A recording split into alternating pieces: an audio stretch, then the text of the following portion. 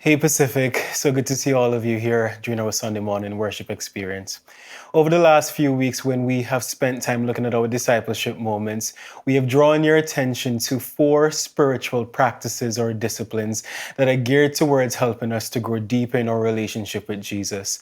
Pastor John taught us about Lectio Divina, he gave us insight into Lent, and he also encouraged us to memorize scripture, and we focused on singing the Psalms.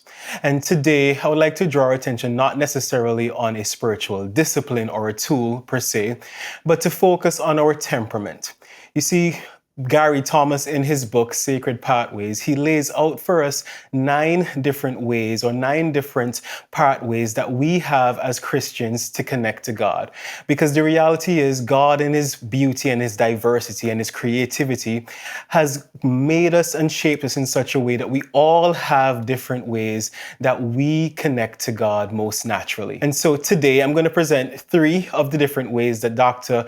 Gary Thomas lays out in his book. And over the next couple of weeks, I'll dive into the additional 6. And so the first one is a naturalist, those people who love God by being in the outdoors. And so if you're saying to yourself right now, as I'm talking to you, that you really enjoy going for a walk on the beach or taking a hike or even just doing a stroll within your neighborhood, being outside in nature, you feel yourself being in a place where you are at one with God and you're at one with yourself, and you find it to be such a space that creates an avenue to want to pray and to get connected to God, I think you would probably be a naturalist. And so I would encourage you, if this week or over the next couple of weeks, to go out by the ocean or to go and take a walk and go on a hike and look at Psalm 23, the passage that we have been reflecting on, and read it there, memorize it there, pray through it there, sing it outside as you are seeking to connect to God. The second spiritual pathway that I'd like for us to look at today are sensates. Those people or those of us who connect to God through our senses. We have 5 senses, as you all know. And so that looks like lighting a candle when reading scripture. That looks like holding a physical Bible. That looks like smelling the beauty and the wonder of the pages of a book that you're reading, because you are able to relate to God through all of the different senses that he has blessed us with. And so one recommendation or one encouragement as you seek to explore whether or not this is a temperament or a pathway that you have to connect to God would be to simply light a candle and read the book of Psalms and go through the 23rd chapter and memorize it and intentionally seek to have it be lodged into your consciousness as you seek to serve Jesus.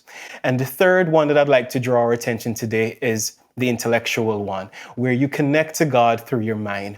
Maybe you're saying that nothing excites you more than taking out a spiritual commentary and reading through a commentary on the book of the Bible. And if you're saying that you are geared towards connecting to God through engaging your mind and engaging your intellect in that way, we have many different commentaries here at the church where you're able to pick up a book and read through a commentary that seeks to provide a historical context and an overview of, let's say, the book of Psalms in the 23rd chapter, so it can help you to gain more insight into what the psalmist was facing when he wrote this integral passage that we remember today.